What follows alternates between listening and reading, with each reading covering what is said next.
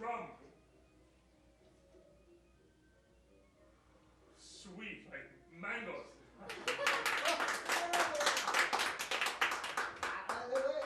You're forgetting Juan Julian. Ah, yes, we can't forget our lector, who brought us the world of Anna Karenina.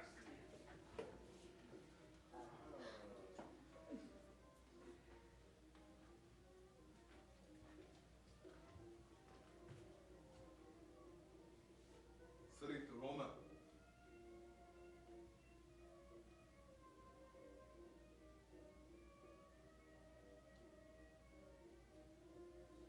Size like a sunset. It has a little bit of cocoa beans and seed. I believe we have a cigar scene. See, we have a cigar. We have a champion! Indeed, a champion! Let's go out into the streets and tell the world about our cigar. Let's give our new cigar to the people. What, and go bankrupt? No, my child. I propose a gun shot. Gunshots! Santiago, you're drunk. Stop drinking. What inauguration is complete without the breaking of a bottle or a gunshot? I propose 2 gunshots then. Hey, Can't be 2. I propose 3. I'll shoot the third one. Yes, let's go and shoot. Shoot him up high, but don't shoot the moon.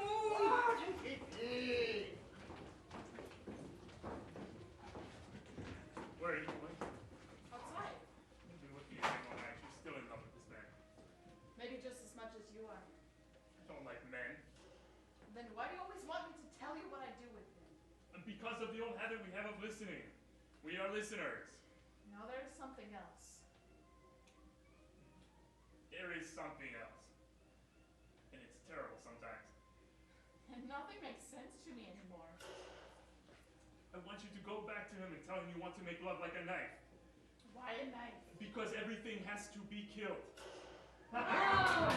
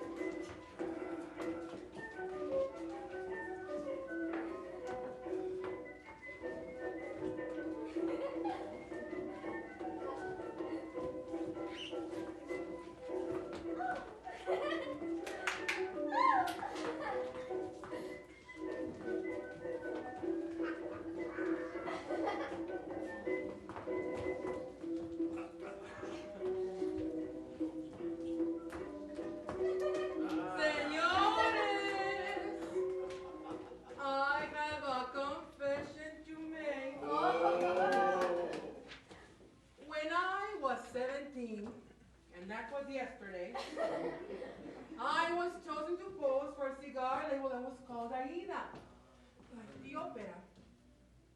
And of course, just the thought of my face being on a cigar ring and on so many men's hands and lips, my mother was scandalized. You see, we were not cigar people. We were in the guava jelly business.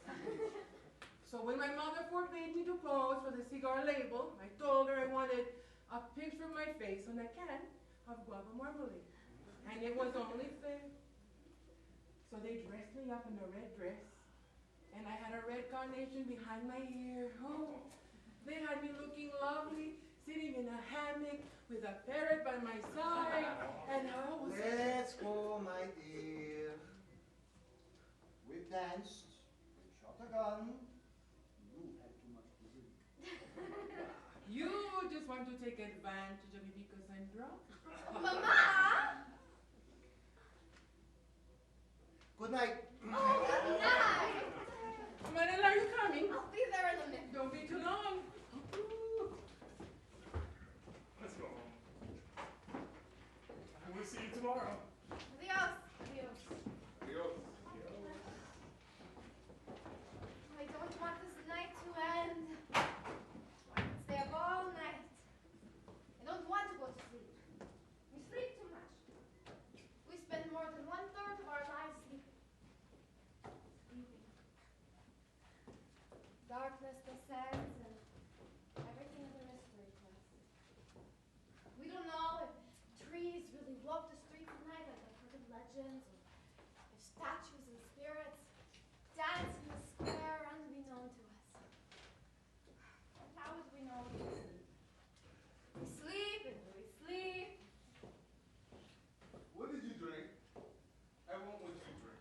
Oh, I didn't drink. I just feel gladness. Papa was so happy. I liked to see him that way. And Mama was so full of joy. She's the one who drinks a little too much. It's good to drink every once in a while. Yes, we deserve to drink. We work hard enough. We deserve all that life has to offer us. And life is made up of little moments. Little moments as small as violet petals. Little moments I could save in a jar and keep forever. Like now, talking to you. Ah, so you're a collector. And what sort of things do you collect besides nights like this? The first time you read and the day you walked me to the pharmacy. So am I in your jars? In many. Minnie, you are sweet and pure like rainwater. Has anyone ever tell you this? No, never. Then they are blind. Blind. Really? Do you think so? And how can one teach the blind to see? I wouldn't know, I'm not blind. But we are all blind in the eyes of those who can't see. You're right. We must learn to use our eyes in the darkness. We must learn to see through words and through sound and through our hands. I'm sure those who are blind will see your beauty when you touch your face. I must go now. Be well. Adios. Adios. One, Julian. Lend me the book. What book? The book in your hand. Oh, I promise not to get ahead of the story.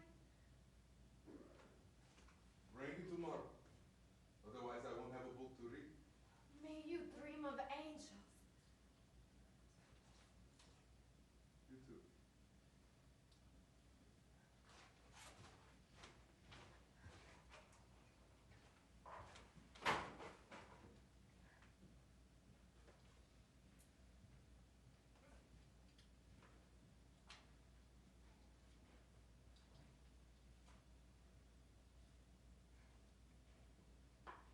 Anna Karenina prepared herself for the journey with joy and willfulness. With small, skillful hands, she opened a red bag and pulled out a little cushion, which she placed on her knees before closing the bag.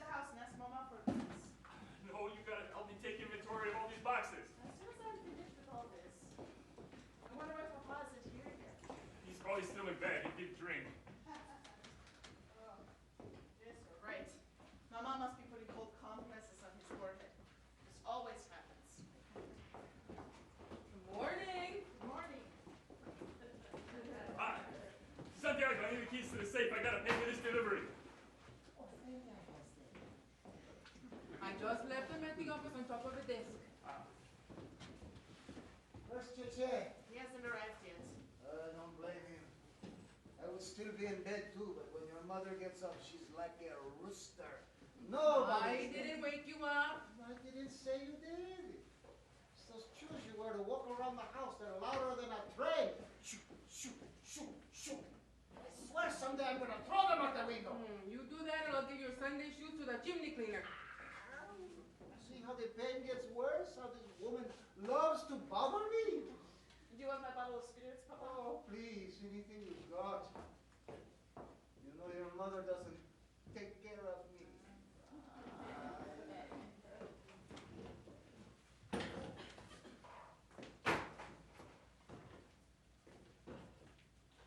Good morning. Marilo, why are you wearing that coat? Aren't you warm?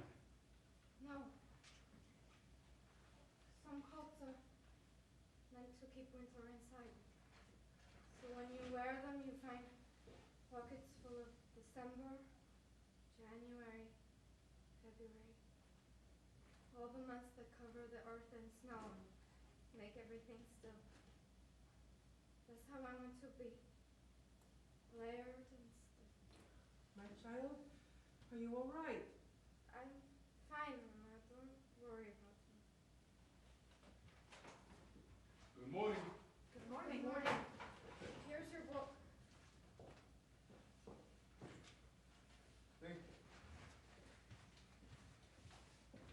Has Cheche come in yet? No, he's just late. Sit down. Juan Julian is going to read to us. Today I'll be reading part 3, chapter 13 of Ana Karenina.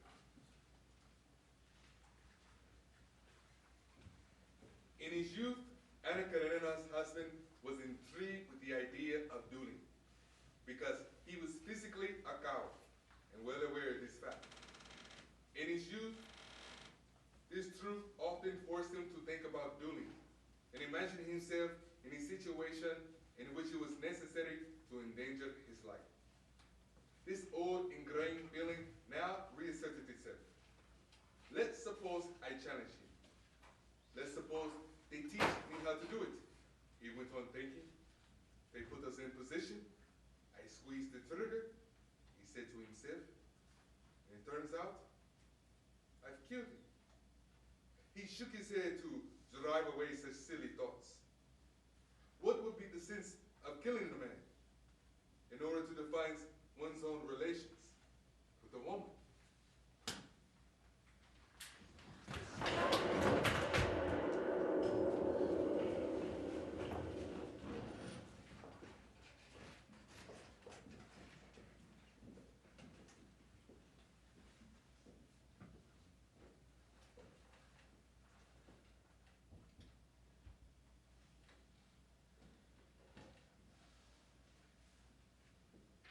What silence?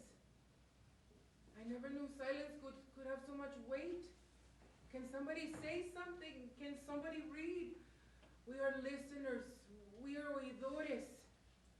I can't get used to all this silence all around us.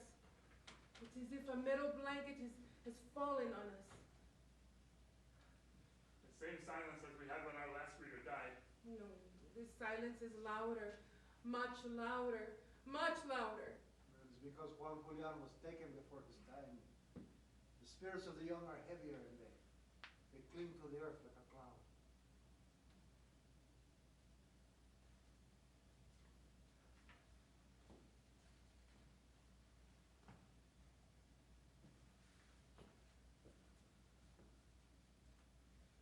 I should write his name on a piece of paper and place it in a glass with water, brown sugar, so he knows that he is always welcome in this factory, and he can come and drink sweet water.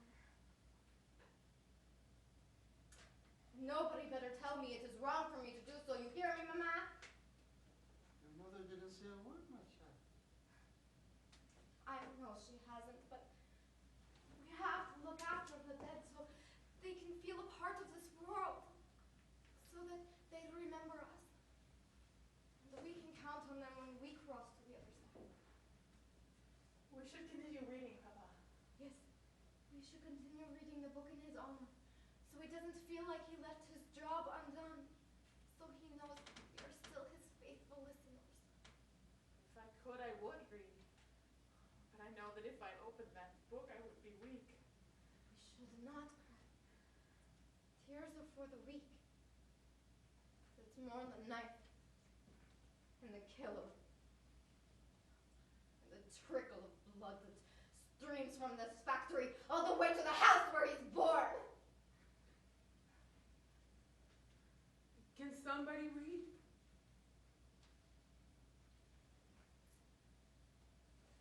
I will read. That's it. Read.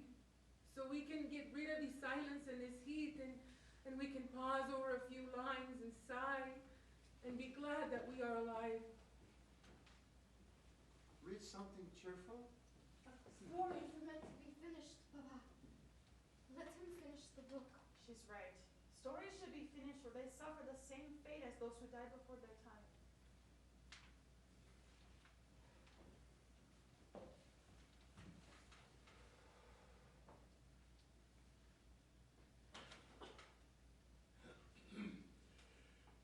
Anna Karenina, Part 3, Chapter 14. By the time he had arrived in Petersburg, Anna Karenina's husband was not only completely determined to carry out his decision, but he had composed in his head a letter he would write to his wife.